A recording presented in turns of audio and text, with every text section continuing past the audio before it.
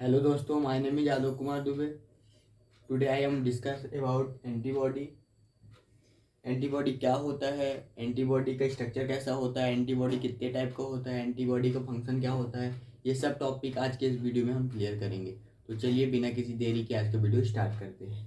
तो सबसे पहले हम जानते हैं एंटीबॉडी क्या होता है. ठीक, एंटीबॉडी और immunoglobulin is specialized glycoprotein produced from activated B cell in response to an antigen and is capable of combining with the antigen that triggered its production. ठीक, क्या होता है, एंटीबॉडी जो होता है एक प्रकार का ग्लाइकोप्रोटीन होता है. ठीक, produced from activated B cell. कहाँ से प्रोड्यूस्ड होता है, तो WBC का एक टाइप होता है बी लिम्फोसाइट, वहां से प्रोड्यूस होता है. लेकिन कब होता है, जब एंटीजन या फॉरेन पार्टिकल हमारे बॉडी के अंदर इंटर करता है तो क्या होता है, हमारे इम्यून सिस्टम को पता चलता है. इम्यून सिस्टम क्या करता है, बी सेल क्या करता है, इम्यून सिस्टम बी सेल को एक्टिवेट कर देता है, जिससे एंटीबॉडी का प्रोडक्शन स्टार्ट हो जाता है. फिर एंटीबॉडी क्या करता है, तो एंटीबॉडी एंटीजन के साथ में कंबाइन हो जाता है. क्या हो जाता है, कंबाइन हो जाता है. ठीक है, अब एंटीबॉडी और इम्यूनोग्लोबुलिन, एंटीबॉडी को इम्यूनोग्लोबुलिन क्यों बोला जाता है. ठीक, देखिए, जब हम सीरम को इलेक्ट्रोफोरेसिस करते हैं, ठीक, सीरम का इलेक्ट्रोफोरेसिस करते हैं तो सीरम में 4 फ्रेगमेंट में बढ़ जाता है. किसमें, 4 फ्रेगमेंट में सीरम बढ़ जाता है. एक है एल्बुमिन, दूसरा है ग्लोबुलिन. अब ग्लोबुलिन में अल्फा ग्लोबुलिन है, बीटा ग्लोबुलिन है, गामा ग्लोबुलिन है. ठीक है, तो जो गामा ग्लोबुलिन होता है, कौन सा, गामा ग्लोबुलिन. ठीक, जो गामा ग्लोबुलिन होता है वो इम्यूनोलॉजिकल नेचर का होता है. कैसा होता है, इम्यूनोलॉजिकल नेचर का होता है, और एंटीबॉडी जो होता है वहीं पे लोकेटेड होता है. इस कारण से एंटीबॉडी को इम्यूनोग्लोबुलिन भी बोला जाता है. ठीक, अब सीरम में कितना % एंटीबॉडी पाया जाता है, तो सीरम में 20 से 25% इम्यूनोग्लोबुलिन पाया जाता है. ठीक है, अब हम देखेंगे एंटीबॉडी कितने टाइप्स का होता है. ठीक,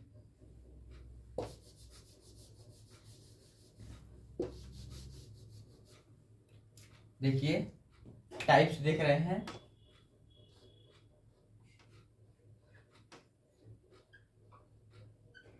एंटीबॉडी जो होते हैं वो 5 टाइप्स के होते हैं. कौन कौन से होते हैं, IgG, IgA,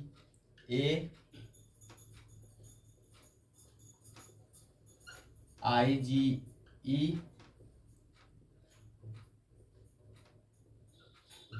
IgD,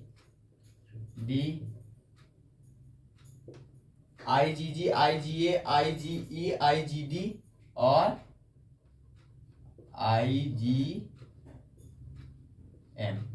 ये होता है एंटीबॉडी का टाइप्स. ठीक है, अब एंटीबॉडी का स्ट्रक्चर देखते हैं. तो एंटीबॉडी का स्ट्रक्चर जो है वो वाई शेप का होता है. ठीक है, एंटीबॉडी का जो स्ट्रक्चर होता है वो 4 पॉलीपेप्टाइड चेन से मिलकर बना होता है, जिसमें 2 लाइट चेन होती है और 2 हैवी चेन होती है. ये देखिए, दिख रहा होगा आपको, 2 लाइट चेन और 2 हैवी चेन. ठीक है, तो जो लाइट चेन होता है उसका जो वेट होता है वो होता है 25,000 डेल्टन. ये होता है लाइट चेन का वेट. ठीक है, अब हैवी चेन का वेट कितना होता है, तो हैवी चेन का वेट होता है 50,000 डेल्टन. ये होता है हैवी चेन का वेट. ठीक है, अब लाइट चेन में 2 रीजन होते हैं, एक वेरिएबल होता है, एक कांस्टेंट होता है, लेकिन हैवी चेन में कांस्टेंट होता है. ठीक है, ये जो एंटीबॉडी होता है वो आपस में डाइसल्फाइड बॉन्ड के थ्रू कनेक्टेड होता है. ठीक, ऊपर के जो अपर पार्ट को, सभी चेन के अपर पार्ट को क्या बोला जाता है, एमाइनो टर्मिनल बोला जाता है. यहां से लेके यहां तक पूरे अपर पार्ट को क्या बोला जाता है, एमाइनो टर्मिनल. और नीचे के पार्ट को क्या बोला जाता है, कार्बोक्सी टर्मिनल बोला जाता है। ठीक, अब जो ये हैवी चेन होता है, ठीक, हैवी चेन इन पांचों में प्रेजेंट होता है। इसमें IgG, IgA, IgE, IgD, IgM, ठीक है, सभी में हैवी चेन प्रेजेंट होता है। लेकिन लाइट चेन जो होता है वो किस में प्रेजेंट होता है? वो होता है कप्पा और लैम्डा में। किसमें? कप्पा और लैम्डा। इसमें क्या प्रेजेंट होता है? इसमें लाइट चेन प्रेजेंट होता है। देखिए, इस रीजन को बोला जाता है एंटीजन बाइंडिंग साइट। ये होता है वेरिएबल होता है। ये क्या करता है? जैसे एंटीजन का साइज है, उस साइज में क्या हो जाता है? अपने साइज को चेंज कर लेता है। ठीक, ये वेरिएबल फैब फ्रेगमेंट, इस रीजन को क्या बोला जाता है? Variable fab fragment. फैब का मतलब है फ्रेगमेंट एंटीजन बाइंडिंग साइट। ठीक है, अब लाइट चेन में देखिए, जहां से कांस्टेंट है वहां से नीचे तक का रीजन को क्या बोला जाता है? Constant fragment. FC का मतलब है फ्रेगमेंट कांस्टेंट साइट। ठीक है, ये इसका मतलब होता है। अब देखिए, जो लाइट चेन है उसमें कितने एमाइनो एसिड होते हैं? तो लाइट चेन में 214 एमाइनो एसिड होते हैं। किसमें? लाइट चेन में।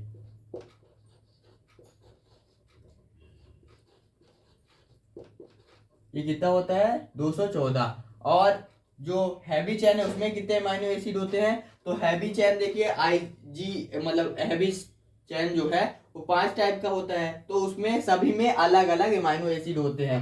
तो उसमें 446 से 576 अमाइनो एसिड होते हैं। ठीक, मानो ये किसमें होता है? ये होता है हैवी चेन में। ठीक है, यहाँ पे एक हिंग रीजन होता है। ये किससे बना होता है? ये प्रोलीन और सिस्टीन से बना होता है। ये क्या करता है? ये एंटीबॉडी को फ्लेक्सिबिलिटी प्रोवाइड करता है, जिससे क्या होता है? एंटीबॉडी एंटीजन के पास पहुंच पाता है। ठीक है, इसी के थ्रू। अब एंटीबॉडी का फंक्शन जो होता है, एंटीबॉडी का फंक्शन होता है हमारे बॉडी में डिफेंस मैकेनिज्म का। जैसे हमारे बॉडी में WBC का फंक्शन होता है डिफेंस मैकेनिज्म का, उसी प्रकार से एंटीबॉडी का भी फंक्शन होता है। किसका? डिफेंस मैकेनिज्म का फंक्शन परफॉर्म करता है। देखिए, ये जो IgG, IgA, IgE, IgD, IgM है, ठीक है, इन सभी का स्ट्रक्चर अलग अलग होता है। देखिए, जो IgM है, क्या है? IgM, इसका स्ट्रक्चर कैसा होता है? इसका स्ट्रक्चर होता है पेंटामर। कैसा होता है? पेंटामर होता है। ये IgM का स्ट्रक्चर होता है। और IgA, इसका स्ट्रक्चर कैसा होता है? तो इसका स्ट्रक्चर होता है डाइमर। कैसा होता है? डाइमर इसका स्ट्रक्चर होता है। और बाकी के IgG, IgE और IgD, इसका स्ट्रक्चर कैसा होता है? IgE,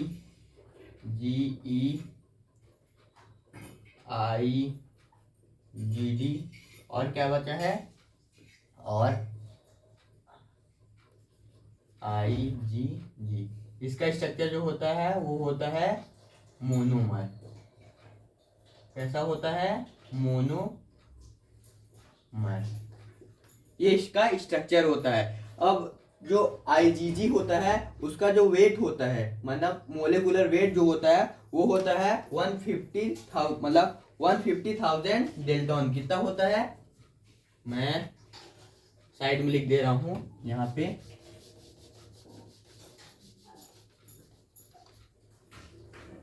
जो IgG, ठीक, IgG है, उसका जो मोलेकुलर वेट होता है वो होता है 150,000 डेल्टन। ये किसका वेट होता है? IgG का वेट होता है। अब IgM का वेट देखेंगे तो IgM का वेट होता है 9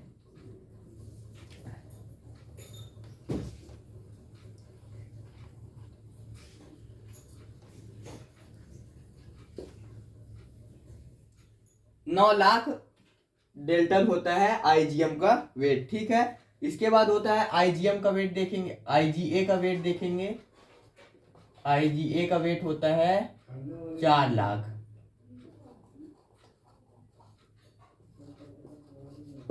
कितना होता है? 4 लाख डेल्टॉन होता है आईजीए का वेट। अब आईजीडी का वेट देखेंगे। आईजीडी, तो आईजीडी का वेट होता है 1,80,000। 1,80,000 डेल्टॉन होता है आईजीडी का वेट। और आईजीई क्या बचा? आईजीई, आईजीई इसका जो वेट होता है वो होता है 2 लाख डेल्टॉन।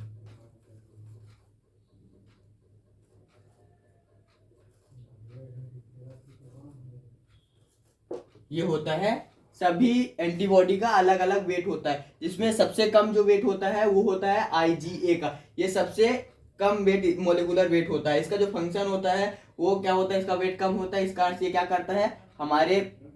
ये क्या करता है? प्लेसेंटा को क्रॉस कर जाता है और क्या करता है? टॉक्सिक को न्यूट्रलाइज करता है। क्या करता है? टॉक्सिक को न्यूट्रलाइज करता है। अब आईजीएम का फंक्शन देखेंगे तो आईजीएम जो है वो एग्लूटिनेशन और टॉक्सिक को क्या करता है? न्यूट्रलाइज करने में हेल्प करता है, एग्लूटिनेशन में हेल्प करता है। कौन करता है? आईजीएम करता है। ठीक, अब आईजीए का वेट मतलब फंक्शन देखेंगे तो आईजीए का फंक्शन क्या होता है? तो आईजीए ये क्या करता है? ये फैगोसाइटोसिस के प्रोसेस में हेल्प करता है। किसमें करता है? फैगोसाइटोसिस के प्रोसेस में। और सीक्रेट इन म्यूकस, मतलब म्यूकस को सीक्रेट करने में हेल्प करता है। कौन? आईजीए। ठीक, अब आईजीडी की बात करेंगे तो आईजीडी जो होता है वो बी सेल रिसेप्टर होता है, लिम्फोसाइट। क्या होता है? बी सेल रिसेप्टर में हेल्प करता है, लिम्फोसाइट में। और बचा क्या? आईजीई। तो आईजीई जो है वो एलर्जिक रिएक्शन में इसका वर्क होता है। क्या होता है? Allergic reaction, anti parasitic activity perform करता है। तो ये सभी एंटीबॉडी का मोलिकुलर वेट और फंक्शन मैंने आपको बता दिया। तो अगर आपको वीडियो अच्छी लगे तो वीडियो को लाइक कर दें, चैनल पे नए हैं तो चैनल को सब्सक्राइब कर दें। Thank you.